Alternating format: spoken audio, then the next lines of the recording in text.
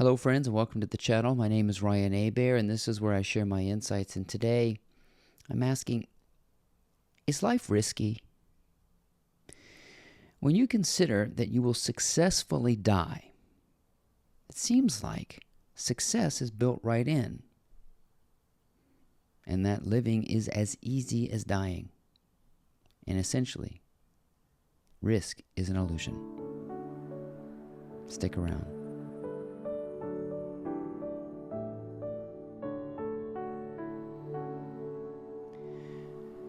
Religion and superstition have had a funny relationship.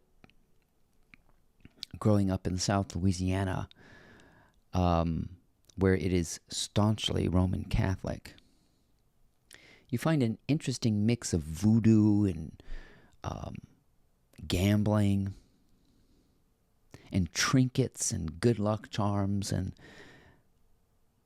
every Sunday the churches are full of people. And you wonder what that's about. You wonder, how is it that we live in a universe that seems so random and capricious and sinister, and that we put our trust in rolling dice and that sort of thing. And then there's a deep faith in God. It makes you wonder if this God that seems so omniscient and all-powerful is also somewhere up in heaven, rubbing his rabbit's foot, hoping for the best. And that's sort of the image we get with people who claim to have great faith in God. That sometimes God is spinning the roulette wheel just like we are. And you may vaguely sort of believe in luck, and you hear people say, well, my prayers were answered. I'm so lucky. And it seems as though both luck and divine providence are the same thing. And you come to this, So the question is, did the order in the universe, which is very evident, did the order in the universe arise out of the chaos? Or did the chaos arise out of the order? Or did chaos and order arise together? They are two of the same things. Like, there's only one coin that has two sides: chaos and order. And we're allowed to sort of explore both ends of that so-called duality. You get to sort of see what it's like to feel that the universe is just nothing but a capricious thing. Sinister. Casting lots for everything. And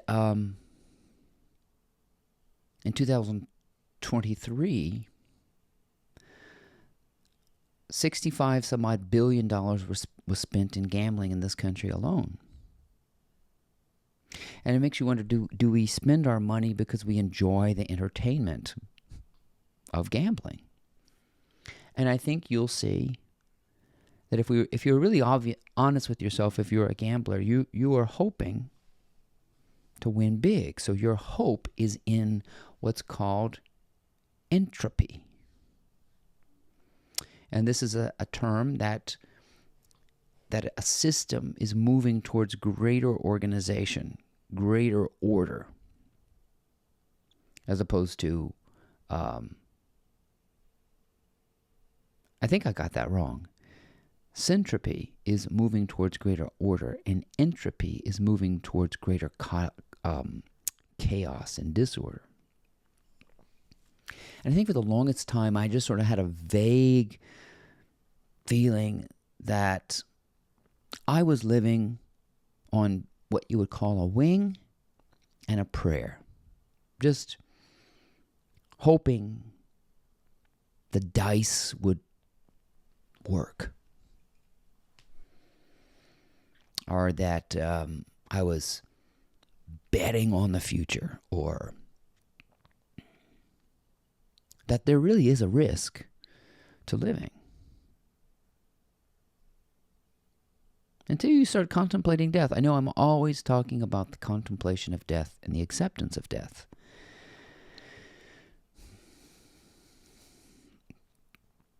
But you're guaranteed it. So how can that be a risk?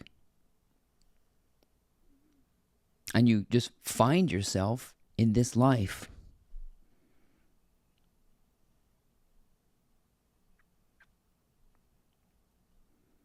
and you kind of go to the beginning and the end. And they say your odds of having a life, Mel Robbins has that famous TED Talk where she says the odds of having a specific life are 400 trillion to 1. Just these astronomical odds, which you already have overcome. And science is always saying that the odds of life forming are just so minuscule that all these conditions have to come together in the Goldilocks zone to create a planet that sustains life. Yet it happens. It seems like the formation of life is beating odds. It's just one struggle after the next, and life continues. Until you realize what looks like the odds is set up in an illusion of odds. And that the odds are indeed working in your favor. The so-called odds are working in your favor in the same way that rubber plates at the gym work in favor of your body. Pushing against the resistance. That's why weight training. Everybody's singing the virtues of weight training, but don't understand that it is not an adversarial thing. Yeah, you got some pain, you got to grunt, but the payoff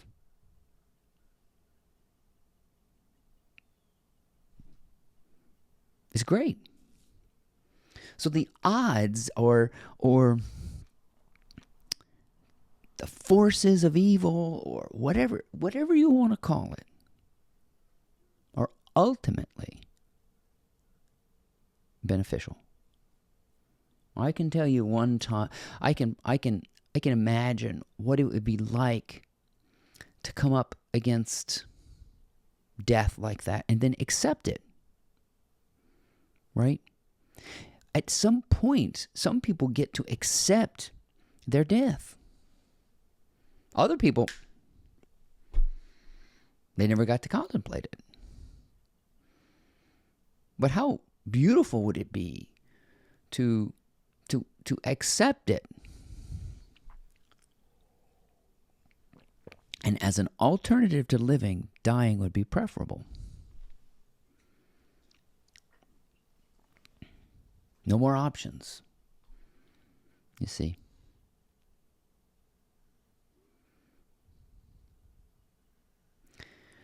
So you may live with this vague notion that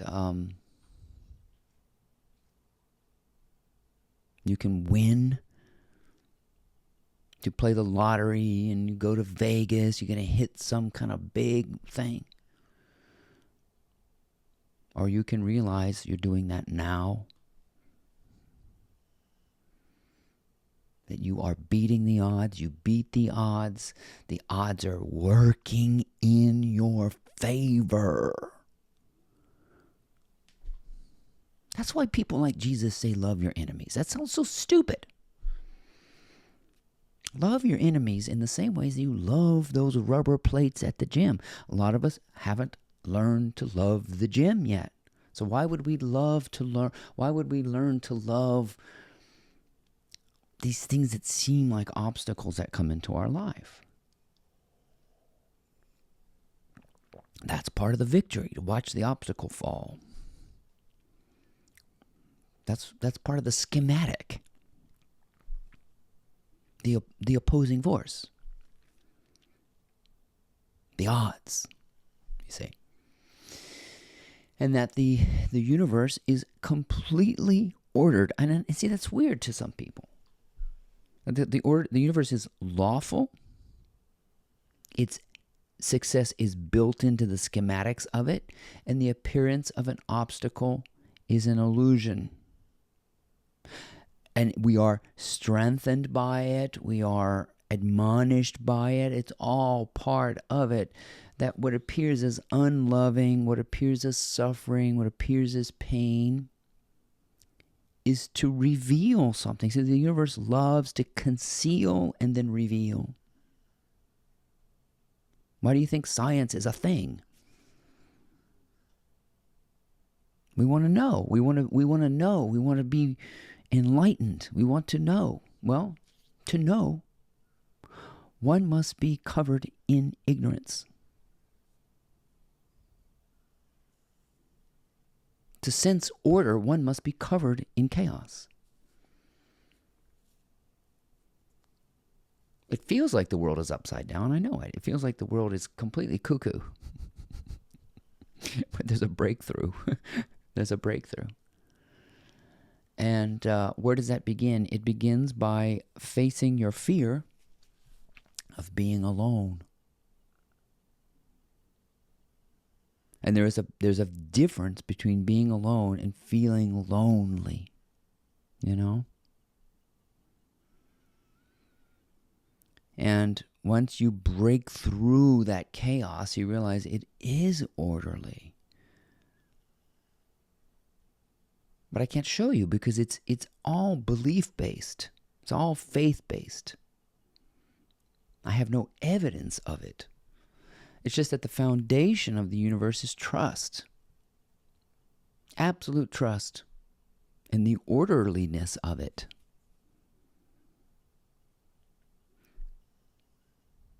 If you think, science takes us back to this moment called singularity, which we can't define. And then the Big Bang. From there, we can start digging our way out of that, because now we have diversity.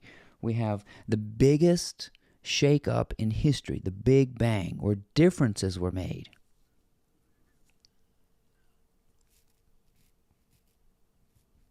I think I'll make another video about making a difference. But that's where relativity was born, right there at the Big Bang. We've got now comparison of two, or it seems like two. The vibration that looks like two.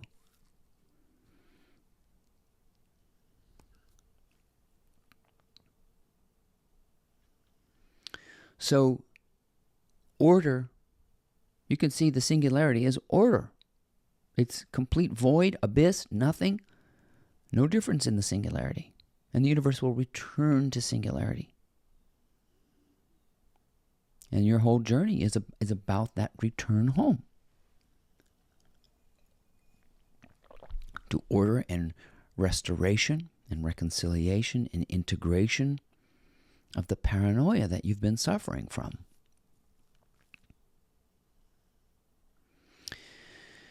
And so, I want you to be alone. Be in the silence, Be okay with it. You don't need to rub your rabbit's feet and your trinkets and your good luck charm and cast lots. The order is built in, and the chaos is the illusion that keeps it all going. But ultimately, this is a story of faith. Again,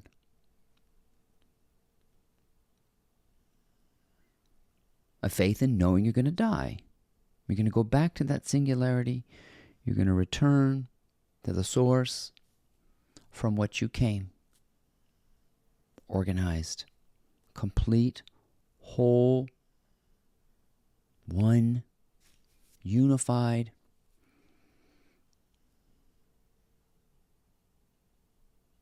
So what comes first? Order or chaos?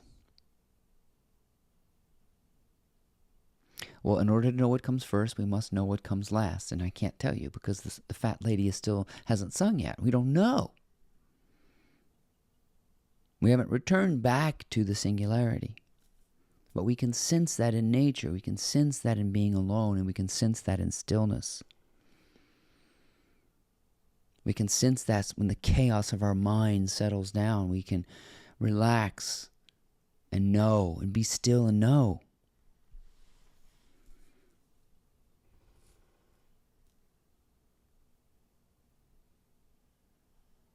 I know it.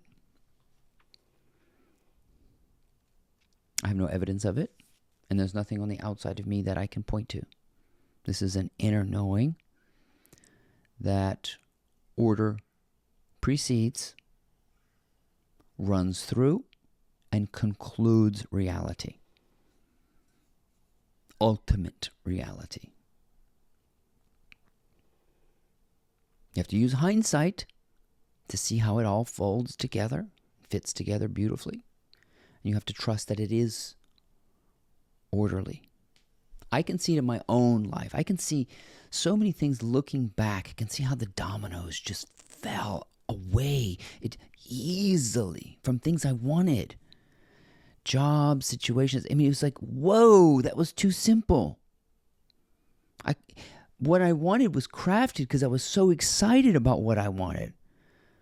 I was so excited about music, and I was so excited about this particular job and this particular career path. I was just so excited about what I imagined. I saw it all clear like that in my mind. And then reality just delivered it. That's order. It's like the chaos just gave way to the inner preeminence of love for what I was doing. Now, not only was I used to love what I was doing. Now I love what I'm doing, and now I love who I am. It's like, whoa, that's like syntropy exponential. If you can love what you're doing, love who you are, and love your enemies, go to the gym, push through, see what happens in all this web of confusion, and clear away the darkness. It works. It always works. So is life risky? Yes, to those who believe it is. Another one, believe. In order for any of this work, you have to believe. Because that ultimately is the foundation. The foundation of peace, love, and harmony. Not a lottery ticket, not a roulette wheel, not a come on baby, daddy needs a new pair of shoes, or a belief in a conceptual God who's hoping with you. It's a knowing, a movement towards syntropy, an understanding that chaos grows out of order.